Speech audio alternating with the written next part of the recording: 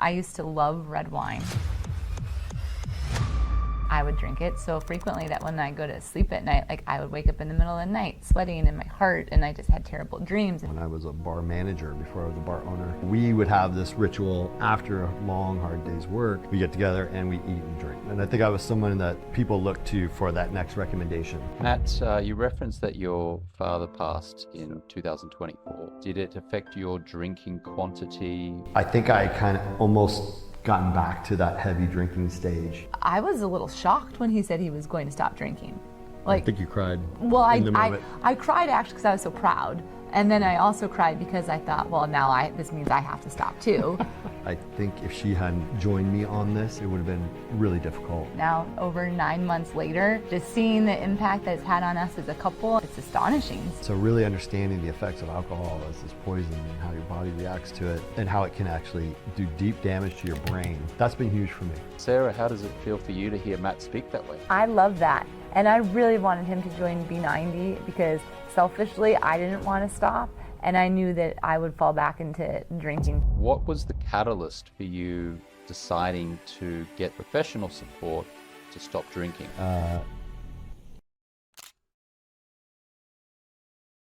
I'm James Swanwick. Welcome to the show. Today we are speaking with a lovely couple from Chicago, Matt Woodburn and Sarah Newcomb. Mm-hmm. And Matt and Sarah are owners of an events and hospitality business here in Chicago. Very successful. They've been together as a romantic couple for 10 years and married for 3. And Matt has stopped drinking through the Alcohol-Free Lifestyle Project 90 stop drinking process. And today we're going to be talking about how that has benefited him. And Sarah will be speaking about how that has benefited her and the relationship in health, wealth, love, and happiness. Mm. So Matt and Sarah, welcome. So great to have you with us here. Nice to be here.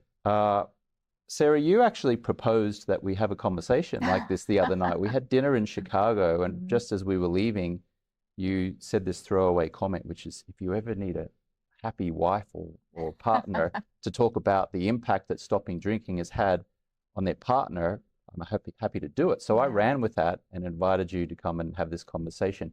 Why did you propose that? Well, you know, drinking has always been such a main part of our life, our identity as a couple and our business and our world that we're a part of. And when Matt decided to join P90 and now B90 in December of 2024, I frankly couldn't believe it, but was so proud of the commitment and the decision that he made that I decided to, support him and stop drinking myself.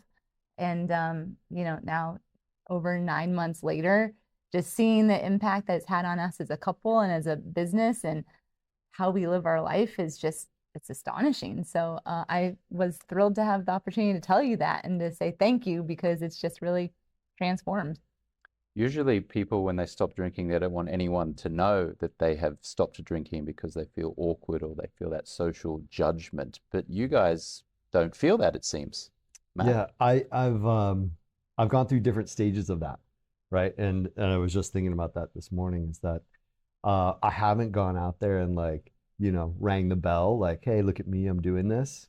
Mostly because I've had these kind of personal milestones set in my head, like maybe after 90 days, right? I'm legit enough to proclaim, I'm alcohol free. And then I set that out like 3 months, then 6 months, and then here I am just at this point. I think like I'm ready to tout it. I feel like the year is really something I want to celebrate. So that's a personal milestone for me. I've been enjoying putting on this new, uniform of alcohol free and sharing it with my friends. But it's more of a recent thing because I've been holding back because I feel like I need to really hit some milestones, because, you think about all the years I spent drinking and in that lifestyle, and just really a couple hundred days out of it.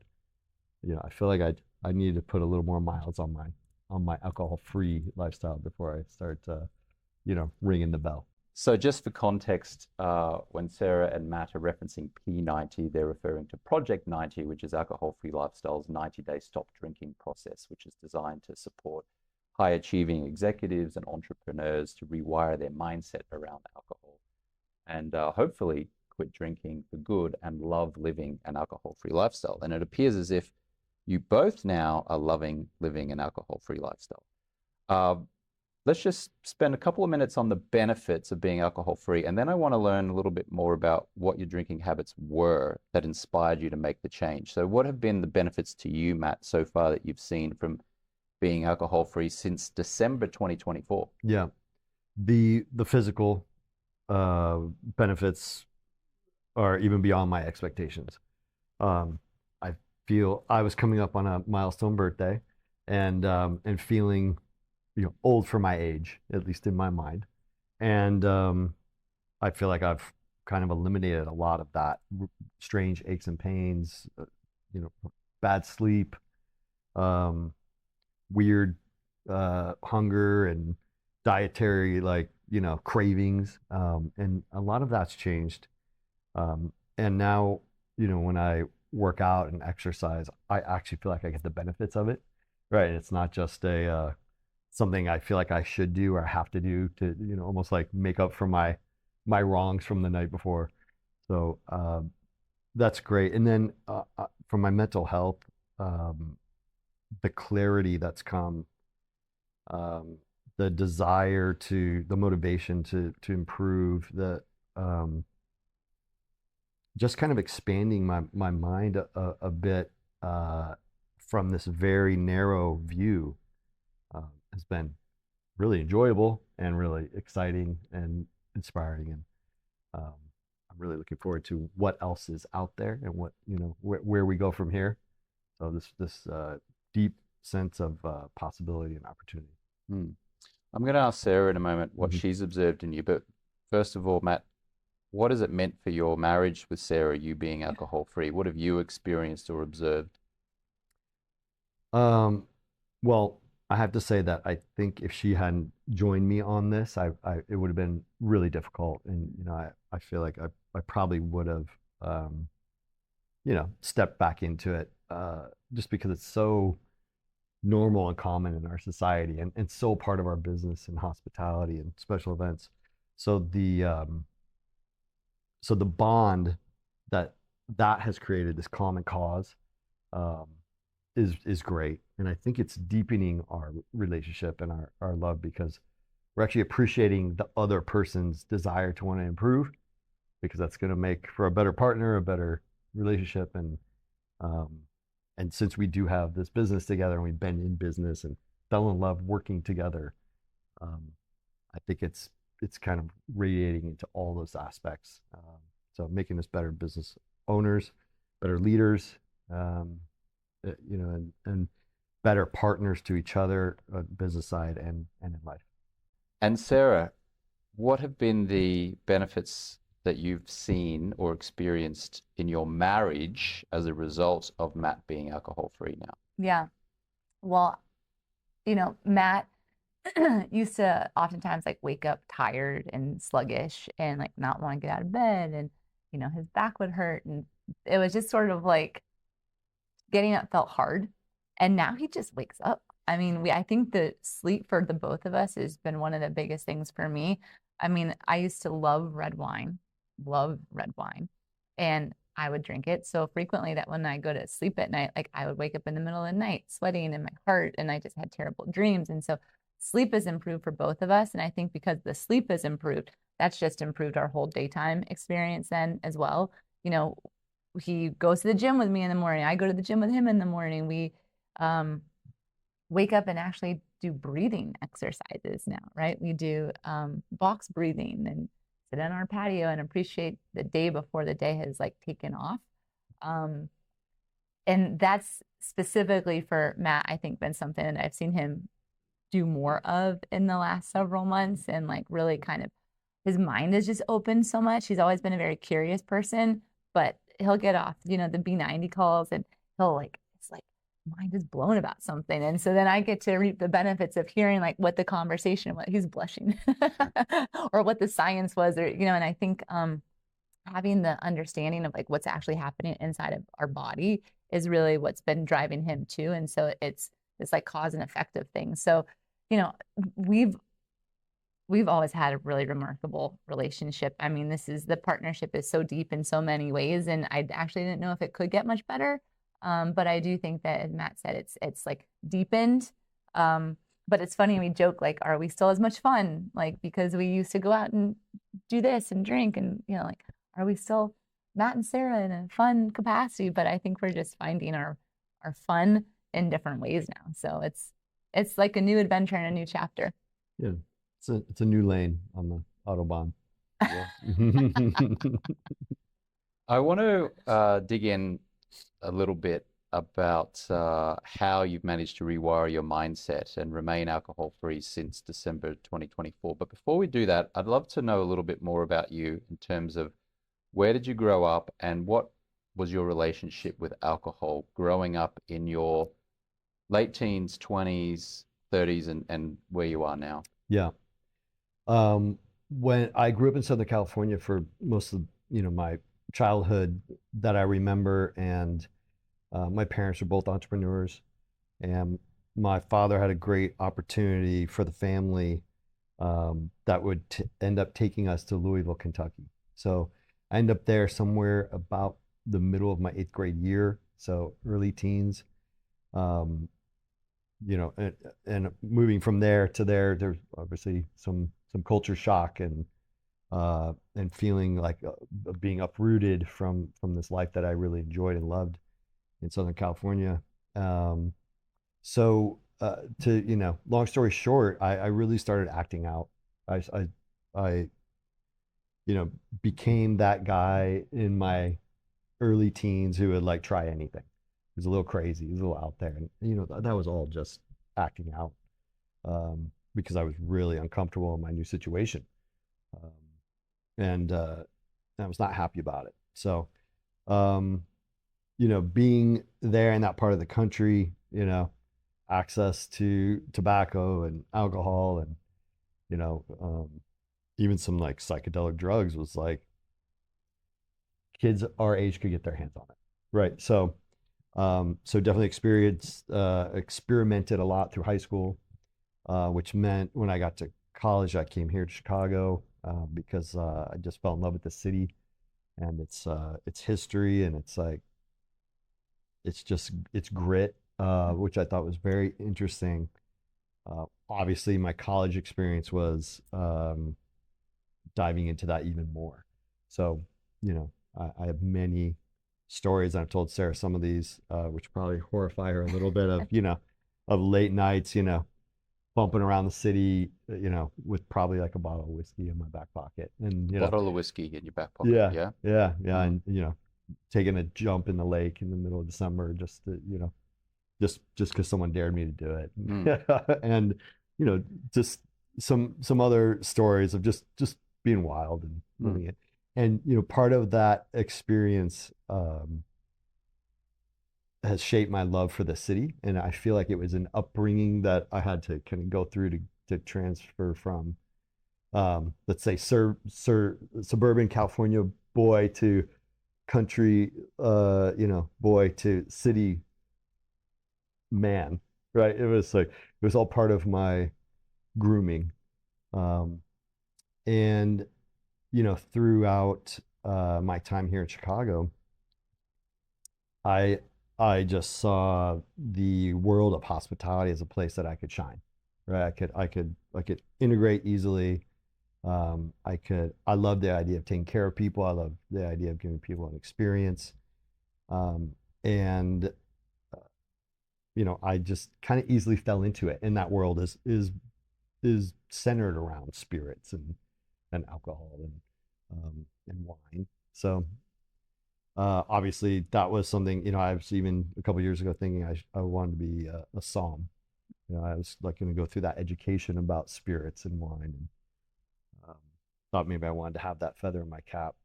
And looking at that today, I'm like, well, that's It's kind of a funny thought. I have no interest in that now. Um, and mostly because I love the science that I'm learning about this program, and I've always been interested in the spirit of alcohol itself. Like, where did it come from? How did this come about, and then how did it become a cultural norm?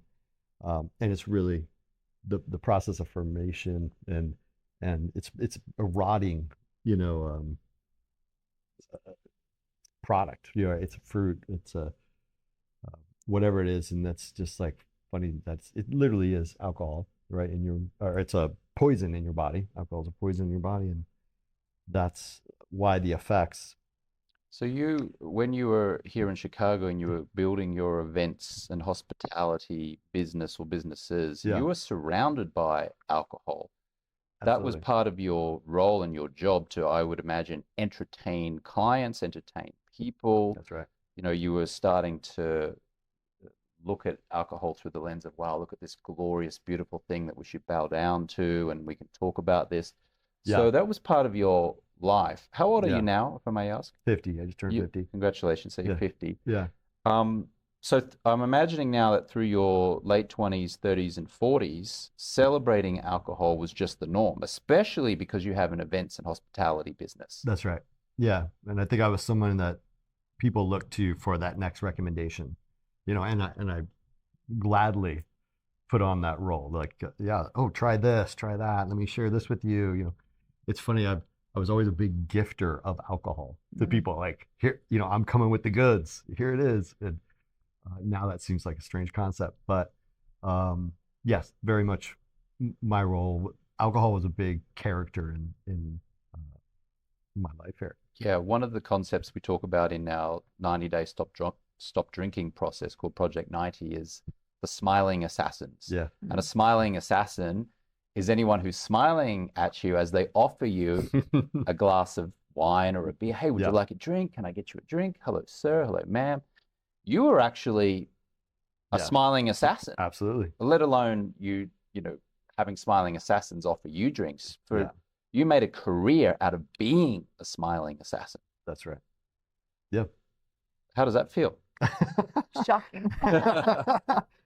Well, it's interesting, James, because this is something I have to wrestle with now, right? One of my businesses and our investments is in the hospitality world, where selling alcohol is probably your most profitable, margin base. So, to embrace that as you know, part of our business is something I'm working through. Um, it's definitely making me question, if I would do it again. But I'm in it now, and I'm working through this process for me, and then I'll figure out how um, that radiates out towards other people. Got it. Uh, when did you start to realize that the consequences of your alcohol consumption were starting to be detrimental? And first of all, maybe you could just clarify, what were your drinking habits through your 30s and 40s? Yeah. Um, well, I think that in our business, and even I go back to, when I was a bar manager before I was a bar owner, at the end of the night after you've taken care of everybody else, you go, okay, now I deserve one, right? Like, that's your treat. And, even if it was just one drink at the end, it's called a shift drink, right? In the business. And that's your reward for a hard day's work. So there's that association, right? And then Sarah and I, working in the business, are face to face with people all day long, so we don't get much time to even talk throughout the day. So we would have this ritual after a long hard day's work. We get together and we eat and drink, and we share some food and we share some drinks, and we unload the day, talk about the next day. So that was very much a ritual that now we're readjusting, right? And during COVID, the pandemic, we were stuck at home, and we had a supply of alcohol to the roof. from our bars and events and all this stuff. And It was martinis every night. it was just, yeah, something there. And this is what we do. So now we kind of extended that ritual, and we would cook at home, and then we would eat and we'd drink, and we'd have these great conversations. And then we noticed, wait, what did we talk about last night? I don't know, but it was great. Oh, I wish I remember what it was, like silly. But to your question, I think about a year ago I started noticing, and I think I was thinking about this 50th birthday coming, and I was like, do I feel sharp, or am I like, am I heading down or am I heading up? And I was like, I don't know. I think I'm heading down, right? And so, what are those factors? What's going on? Well, not working out enough, sleeping terrible, too much stress, all these things. So I slowly started trying to pick out the culprits, and alcohol was never on that list. And then all of a sudden I was like, well, if I wasn't hungover this morning, I probably would have gone to the gym, right? I would have already started my day early with some yoga or some breathing, and it just kind of kept coming back to that thing. And I was like, I wonder if, but that seemed too crazy. Like that's been a part of my life for so long. How could I just eliminate it? And to be honest with you, when I watched my dad deteriorate quickly and pass away at the end of last year, um, just watching the physical body uh, just go downhill so fast after that first domino, I was like, wow, okay. So if I don't start keeping, better care of this, that could be my fate as well. So that was really the kick in the butt. That I was like, I just need to cut it out, go cold turkey, and see what happens. And I'm glad I did. Sarah, what did you observe in Matt around that time in the months leading up to when he quit in December of 2024? What was your impression of his drinking habits and how that maybe was affecting either your marriage or your business or his mood? Well, it's it's sort of interesting because I never looked at Matt as someone who drank too much. And I think that frankly that's because I was doing the same.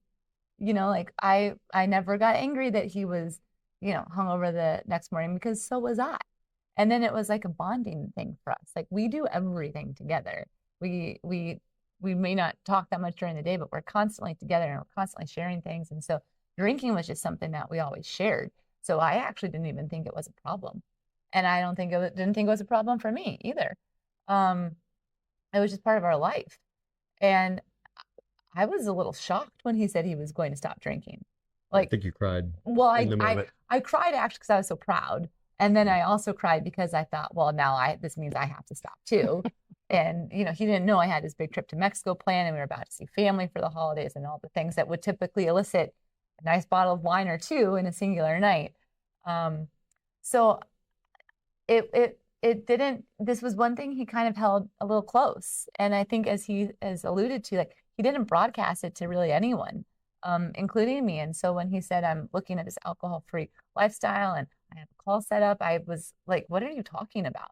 Especially right before Christmas and the holidays and all these things. So I don't, I think I was almost like incapable of knowing what was possible because I didn't really think anything was wrong with either of us.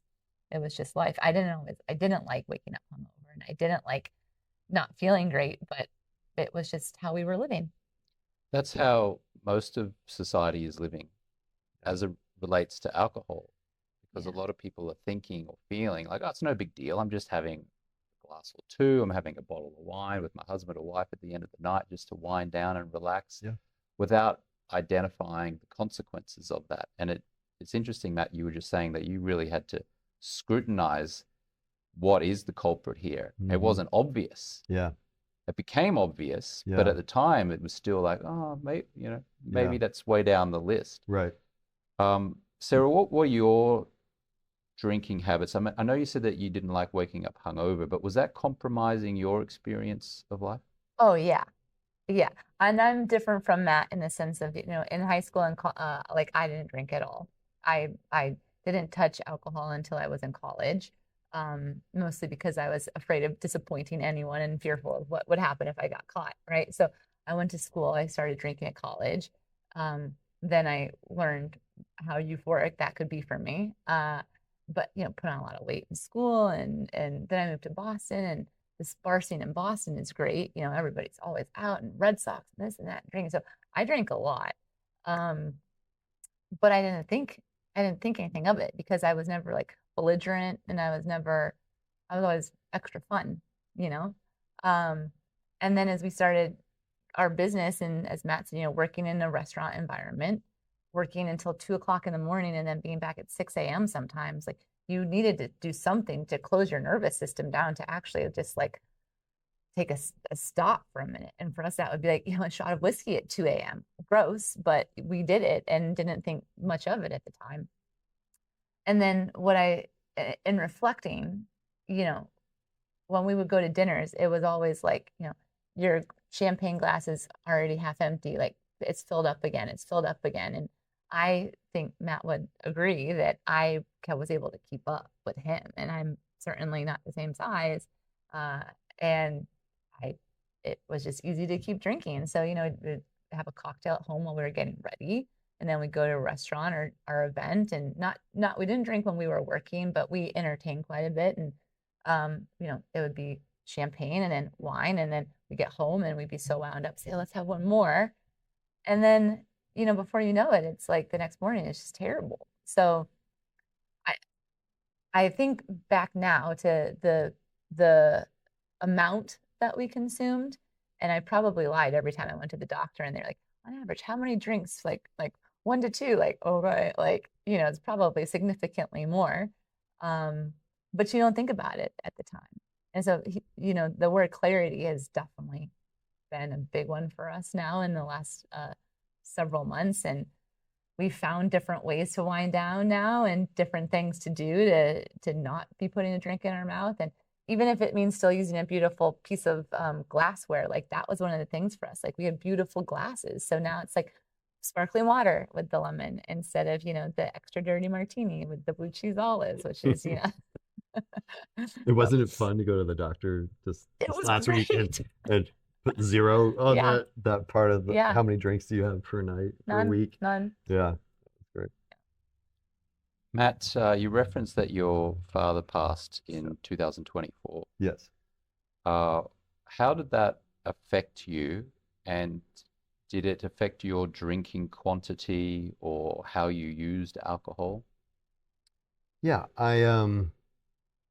I spent a couple months in a caretaker role, which meant I didn't really have a lot of opportunity to drink, and that was great. So I got a little distance from it.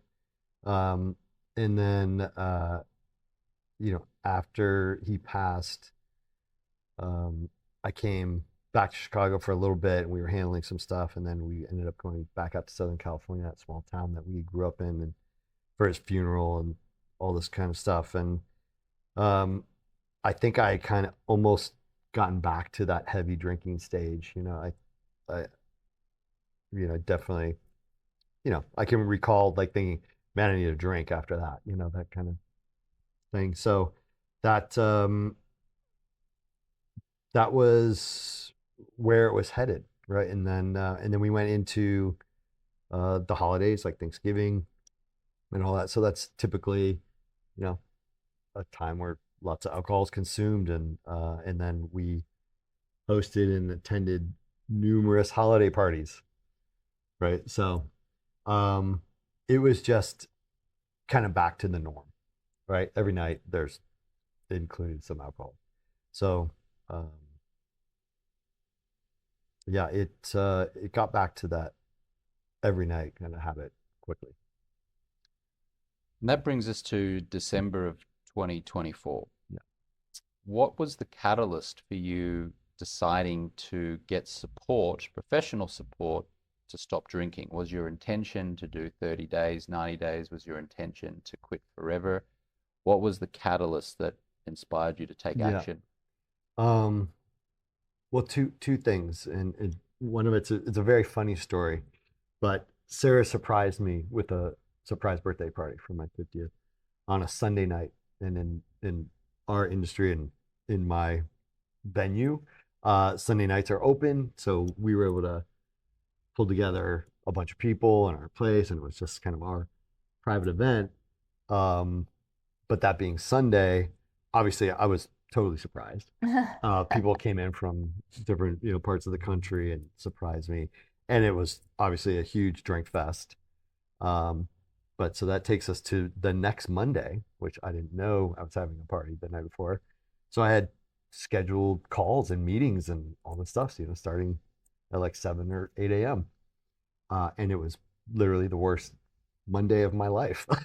So I was instantly just shocked by how bad I felt.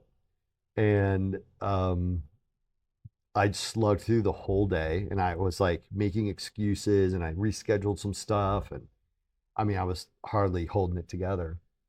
And I finished that day at like 5 o'clock, shut the computer because at that point I moved all my meetings to Zoom and uh, I just felt so bad about all that. I was like, I'm not doing this right.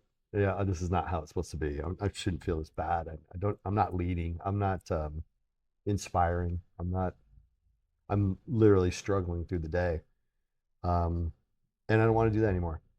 And honestly, Sunday night for my 50th, to see all those people, that was a great night. That I'm super content with just hanging up the jersey and being like, I'm done with drinking from this day forward. I don't need it. Well, and then you had a call with Coach Adam, I Yeah. think on Tuesday or the day right after. Yeah, I had been looking up this program and I thought, you could try 30 days on your own. You could try this kind of stuff. And I just knew that if I had somebody to lean on or some kind of community wrapped around me, then uh, I'd probably have a better chance of success. So just knowing myself, right? Our willpower is not always very good. Well, yeah. And as a entrepreneur and we're in lots of things at the same time, it's easy for me to make excuses and be like, I don't have time for that. Or, I'm not good. I'll do that tomorrow. Those kind of things. Let's move it around a little bit. And I just felt I needed something with more structure. So, um, so that at the end of that night, I reached out and I was like, let's definitely talk. And the next morning, we got on the phone and I made the decision on the call right there. So it sounds like you went from the high of an alcohol-fueled 50th birthday to the very next day. Was it the very next Very day? next day, yeah. To, wow, I'm recognizing the consequences of drinking alcohol, the Yeah. low, the dopamine being depleted, the irritation, the fogginess, the hangover, Yeah. and how that affected your business and your clarity and your focus and your experience of life that Yes. following day. Yeah. Alcohol really robbed you of joy the next day. Yeah. And that was the catalyst for you to say, you're done. Yeah. And to get professional support, because there are a lot of entrepreneurs who say to themselves, I can fix this Of course. because I'm successful. Look at this business Yeah. I've created. Look at my wife. Look at my husband. Look at this family I've created. And society is rewarding me by saying, wow, you're doing so amazing. Right. But secretly, alcohol is depriving you of joy and you're frustrated that you can't solve it. And most entrepreneurs and That's high right. achievers are stuck on this stop-start cycle where they stop for a while, then they Yeah. start again, and they stop for a while, and start again. And the story tends to be, I should be able to fix this. Right. Why can't I fix this? Yeah. Nailing it right on the head. That's exactly right. And I've always thought that, right? I still think that all the time. So having some structure around it and a community, which I didn't realize how important that was going to be. I was almost more of like, oh, this seems like a burden, like something I'm going to have to keep up with. Oh, oh boy. But even if I'm mildly participating and just even as a spectator, I'm inspired every day by the community, and it keeps me going. It keeps, it's the little nudge that I need to say, yeah, you're doing the right thing. This is great, and it could be worse, and and it could be better. So, keep that all in perspective. I'll have you share a little bit about your experience inside this 90-day stop drinking process in just a moment. But Sure. Sarah, I was just thinking, wow, you were really the smiling assassin on Matt's 50th birthday party. You were the one saying, hey, can I get you a drink? Look at all these drinks I've got for you, and everyone have a good time. Oh, yeah. Well, when you said smiling assassin a few minutes ago, I was like, oh, that makes two of us over here. But it's in our nature to host, it's just always been the thing of like caretaking. and nobody tells you that it's as bad for you as it is. Like we know it, but it's not until you actually step outside of it for yourself that you can then look back and say, wow, yeah, that was crazy. But I had also planned a surprise trip to Mexico for Matt's 50th right after he committed to P90. And I thought to myself, yeah, I had his high school best friend who was like his drinking buddy that he was talking about. Friends that we would go to Napa with and spend all day, wine tasting and be, you know, terrible feeling by the end of the day. They were coming and I thought, oh my God, what are we going to do in Mexico now? Um, but it was like the moment that he made that commitment, which, it was more than just saying yes to the community. It was like taking the financial commitment and taking the you know, steps to say like I'm joining a group of a community. It wasn't just like a self-declaration of I'm going to stop drinking. It was much bigger than that. So I really tried to honor that. And again, like that's why I decided to stop drinking too, because like what a jerk would I be if I like opened up a bottle of wine? Like I'm just gonna have my Cabernet and enjoy your water. Like that's not how we operate as a team. So I just like we talked about how it would look like when we went to this like 10-day trip with a bartender built in and a chef built in, all these things to celebrate. And people were so proud, really. Like they were kind of shocked at first.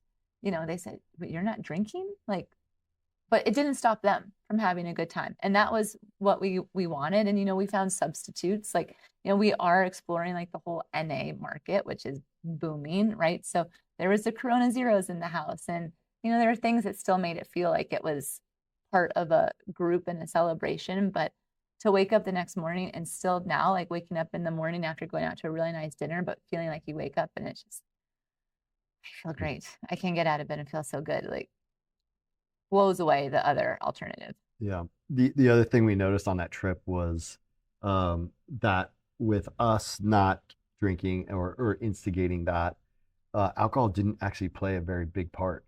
But people didn't drink as much as we would So expect them definitely to. smiling assassins. So yeah, it made us like, look in the mirror and say, wait, were we the ones always, pushing and promoting Instigating. and like, let's go, let's keep it up, One like more one more drink. drink. Yeah. And regretfully, we might have been those smiling assassins pushing it.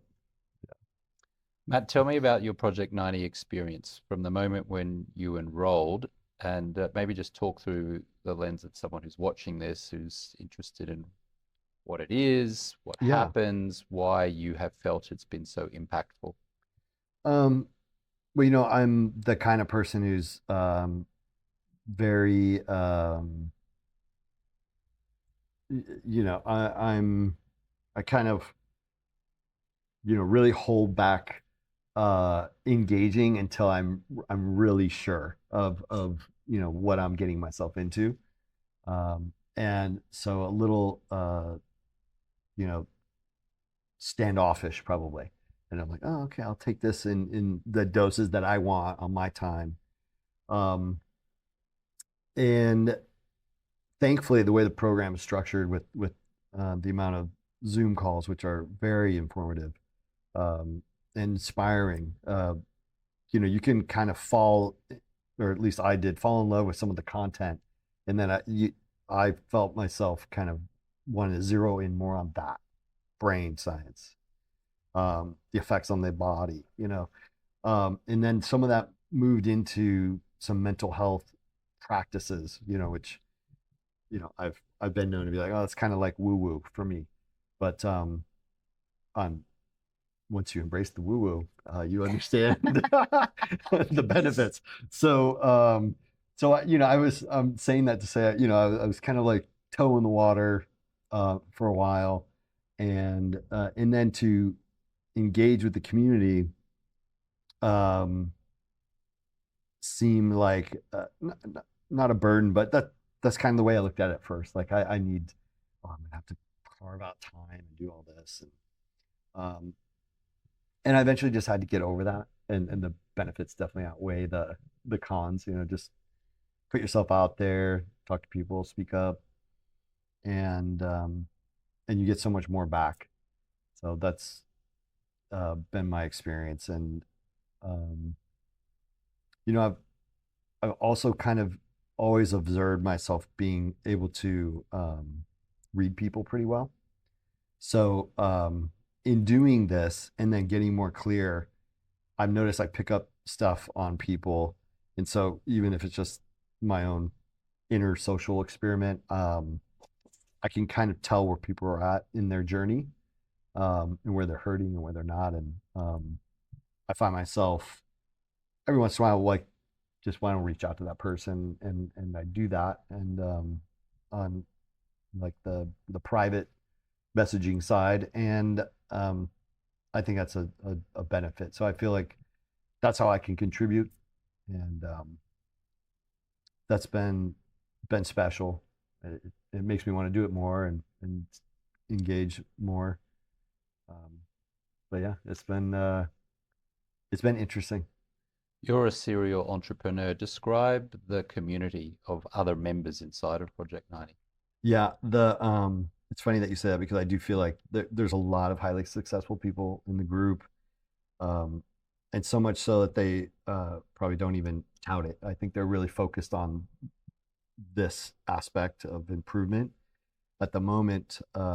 But you can kind of tell from the trappings and what people say and talk about on occasion. But um,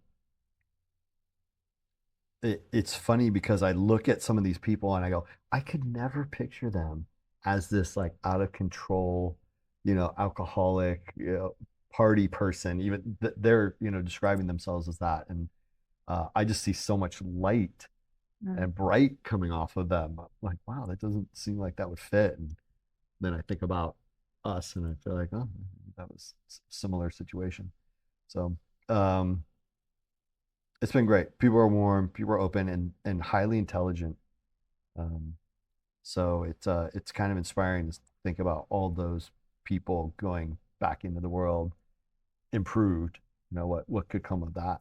Hmm. So as the entrepreneurial side of me goes, yeah, good, cool thing you built here, James. Mhm. The Cool. neuroscience is something that I hear a lot of clients reference as being particularly impactful in helping them to have a breakthrough as it relates to alcohol Yeah, and love living an alcohol-free lifestyle. Was that your case? yeah. I think if I can understand something, I'm always striving to understand something like that. That's kind of how I get into or pursue a lot of the businesses that I've gone after, is because I'm curious about it. Once I can understand it, then it makes me want to engage in it more. Um, and so, really understanding the effects of alcohol as this poison and how your body reacts to it, and how it can actually do deep damage to your brain, um, definitely it got me thinking, right? And then I just started, let's go deeper on that. Like, what's the real science? And if I can explain it, then I can be at peace with it, right? And then I can act a certain way after with that information. So that's been huge for me. Huge for me. I have a whole stack of books that They just I'm keep showing up. hoping to get through at some point. But even just cracking them open and getting like a chapter out of some of these, I'm like, wow. I mean, there's so much there. It's really fascinating. When was the most challenging part of the first 90-day process, and why did it feel challenging? Um, well, social situations, definitely, right? The Mexico thing was flying really close to the sun. But I knew I could just get through it if I just, took it one day at a time. And then there was probably a time around 60, 65 days where I felt like I had a mental breakdown, like a crash. Um, and I believe it was fully biological. Something in my body just went, something was out of, balance. That was the And pink cloud yeah, time. kind of referring to this as the program mentions the pink cloud. And obviously we were going through it at the same time.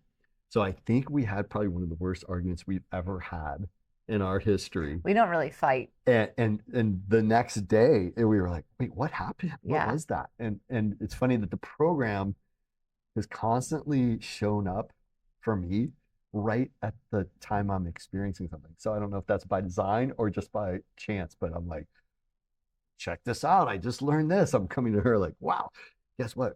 It wasn't that really wasn't us. Yeah. That was the effects wearing off and the body kind of destabilizing and trying to re-regulate, and it kind of made us feel better, to tell you the truth. And we couldn't even like think of what the big argument was about after that. So Yeah. that was a rough spot. But if I hadn't had that science and someone, you know, to reference like this will probably happen, I mean, I couldn't. I just wanted to go and have a drink. Mm. I was like, I'm done with this. This is silly. This is not helping me. Look how I feel. You know, I want to punch the wall right now. What's going on? But that passed quickly, thankfully, and then it was kind of another slow climb to another, I don't know, point on the mountain. And Sarah, when Matt jumped in and joined Project 90 and started this process, it seems like you jumped in as well, Yeah. in part to support him, but maybe you also thought, wow, this could really benefit me. So what was your experience from when he actually began Project 90, both as a supporter and as you being supported? Yeah. Um, well, for the only reason that I decided to stop drinking was to support Matt. Because like I said, I didn't think I had an issue.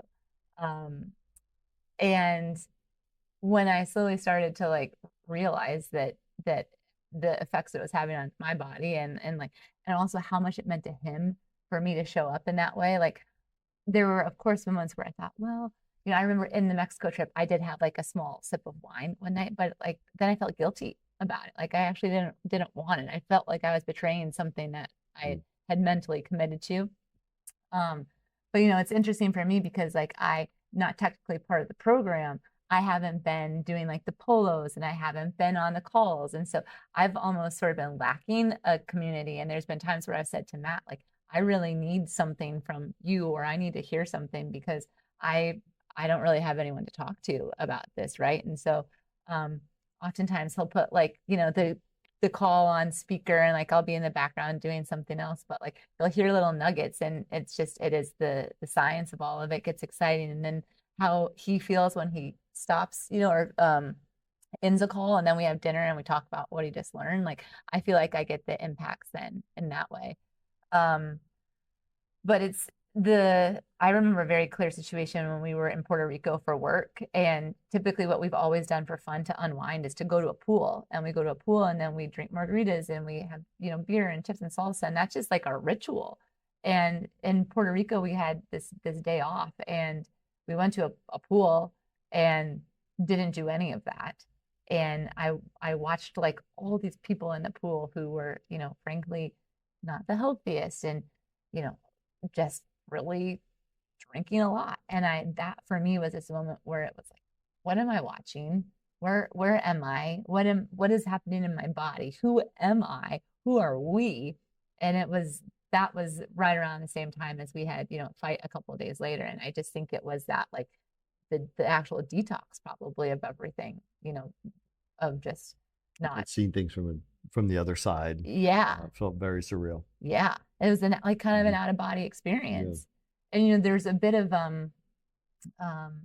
what do you call it? Like when you're first starting out, it's almost like, ooh, this is like a challenge. Like I'm going to see what I can do, and it's fun. Novelty. There's a little bit of novelty to start, but then when the novelty wears off, it's like sparkling water again. Like it's just it's very strange. Like rethink about even how you eat your meals in certain ways, and now I'm really grateful to be where we're at because now I personally like don't really think about it much anymore. We had a lovely dinner 2 nights ago and at a steakhouse where it's big, beautiful bottles of wine, and it was just kind of like I didn't even desire it. Yeah. Thankfully. Yeah, we had a dinner of about 7 or 8 clients, and I hosted it at a Chicago steakhouse, and zero amount of alcohol was consumed. Yeah. But there was plenty of attractively packaged poison on offer, wasn't there? Yeah. And if you looked around to the other tables, there were people who were enjoying bottles of red wine, or at least consuming bottles of red wine. We had an alcohol-free table. To your point, Matt, it's probably not great for business for a restaurant to have people come in and only order the food and not by the alcohol, because the alcohol really is a profit That's maximizer, right. isn't it? Correct. And it seems like what you referenced earlier was that that's something that maybe you have to look at in your own business now, because alcohol really is a great profit maximizer. And a lot of restaurants and businesses and hospitality events rely on selling alcohol to Hmm. make their margin.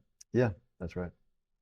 That's right. And it's also in our events world, we, Sarah and I had this moment, when we're planning these events, there's always a big plan, and we've actually created strategies around the alcohol, how it gets to people, right? No lines at the bar, multiple bars, specialty cocktails, floating roaming Make servers. sure you have enough to drink before the Right. fundraising part of the gala Basically, begins, lubing people up to loosen up their wallets. I mean, these are real conversations that are just part of the business.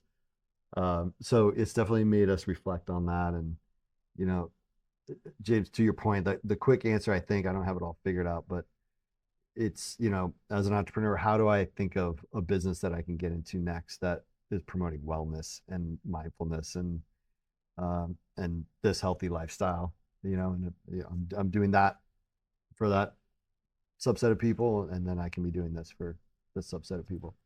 And when you start talking about it more, I mean, we found so many friends of ours now who don't drink any longer, and people that we didn't even know didn't drink.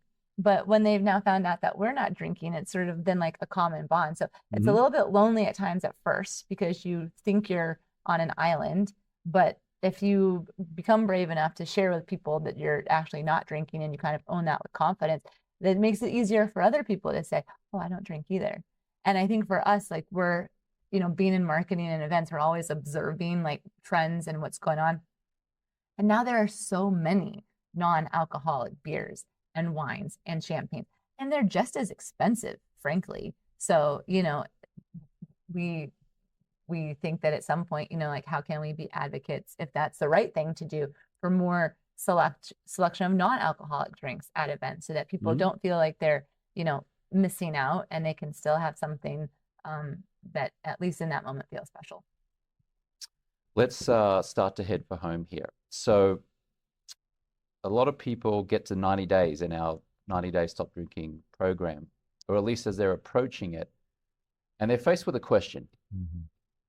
Am I going to celebrate with the drink on day 90? Am I going to attempt moderation, or is moderation a myth? Or am I going to push forward? And maybe I'm unsure, but maybe I'm going to push forward and see where this goes. How did you feel approaching day 90? How did you feel on day 90? What was your choice? I definitely was mulling over the moderation approach. But I just had to take a hard look at myself and know my personality. And when I'm really in something, I'm in it. And when I'm not, then I start getting a little loose. So I figured I needed to stay engaged, to keep that 90 days, whole and keep going for more, because I was curious enough about what the next 90 days could hold, more than I felt like I gonna have one drink with my buddy at the bar. Like, what's the point? What one drink? What's the point? And so it was really just I kind of played that pro and con game with myself, and then I said, well, this path seems a little more interesting to me, right? And there's probably a lot more benefits. So it wasn't a hard decision, but the one other thing I'll say is that I was grateful that people in the program shared their experience with attempting moderation, and some coaches even not recommending it, not in a preachy or pushy way, right? But just almost in a factual way, like case studies have shown and that kind of stuff. So when it comes to like statistics and real data, I absorb that better than someone saying, well, you shouldn't, that's never worked for me. You've been alcohol free since December 2024. Yes. Do you have an intention now about your alcohol-free lifestyle, about what your relationship with alcohol may be in the future?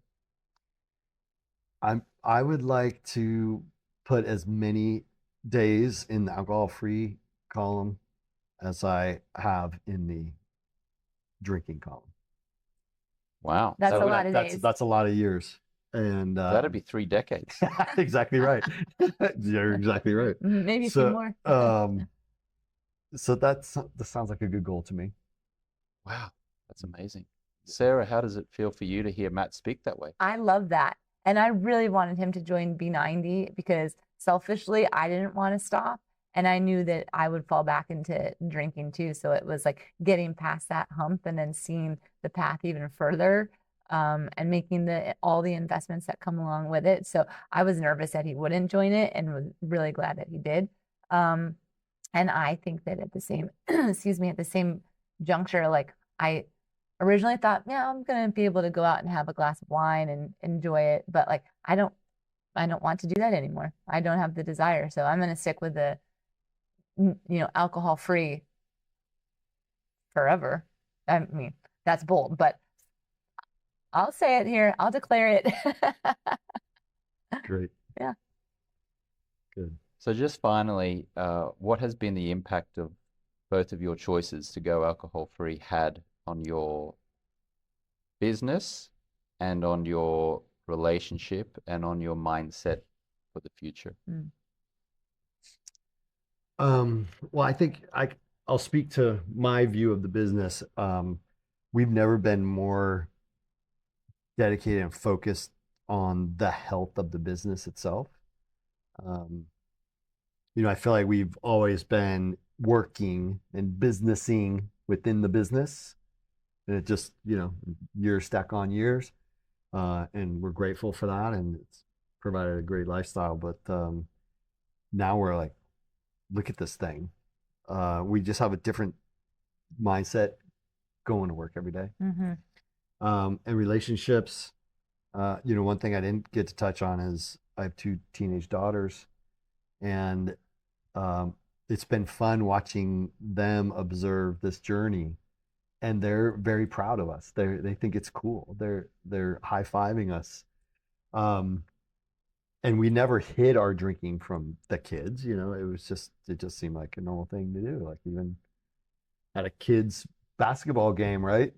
Dads are over there having beers on the sidelines. Like that's, but it's been fun to, I believe, see their pride in our decision. So that's been huge. And going into high school, and then they'll be, college before we know it. And to be setting that example, I'm very proud of that. And then your final point was mindset for the future. How do you think this might play out in terms of benefits? I think there's a lot of blue sky out there, and I'm not sure what's possible. I don't have a picture of it, but I know it's going to be possible because of this mindset. Thank you, Matt. Sarah. I mean, Matt said it perfectly with the business. We're approaching it now from a whole new lens of clarity and optimism and growth and health. And it feels really exciting. And, there's working more on, even though it still requires in, but doing so with just a more steadiness. And then, from a relationship standpoint, like Matt has used the word like deep, like being together now for 10 years and feeling just as wonderful as when we first started. Like our partnership is just really remarkable. So it's the like going deeper in a different way. And that feels really special and kind of like new.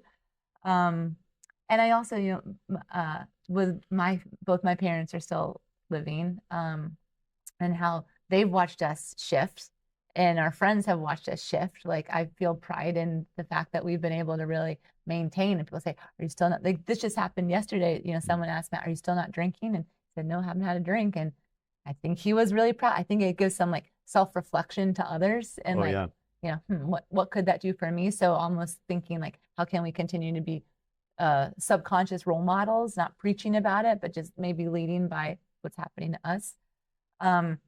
And then from the mindset perspective, I think about that it's only been 260 something days. Matt probably knows the exact number now, but like, especially for Matt, drinking for so many years, like it's only been this.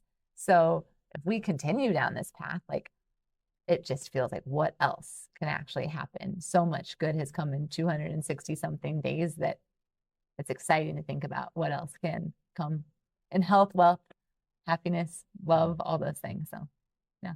Beautiful. Yeah. I really want to acknowledge both of you for sharing your story. Thank you. I know that maybe the word bravery or courage didn't come into this because it seems like you were both excited to share your story. But for a lot of folks, it really does require bravery and courage. But irrespective of that, I want to just say thank you very much for sharing so candidly, because someone will watch this or someone will listen to this and they will feel inspired by both of you and they will take action, irrespective of if they join Project 90 and they come and join our community, or if they just reduce, or if they have a better relationship with it, or they get some friends together and they take a little break just as a first step. But this conversation and you guys sharing so openly and honestly really will inspire people to change. So I just want to say thank you very much to both of you. Thank you as well. James. Yeah, thanks for Thank having you. us, and it's great to share, and it feels good. Yeah. So thank you. Yeah. Matt and Sarah, Thank thank you. Thank you.